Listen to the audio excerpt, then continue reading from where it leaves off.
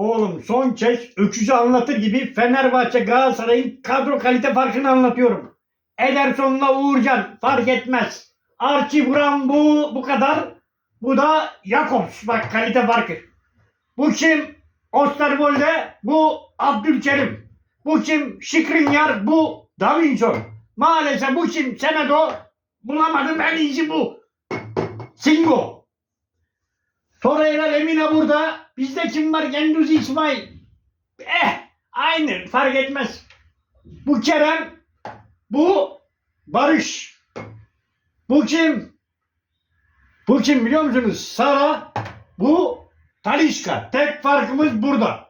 Bu kim? Muşamba. Bu kim?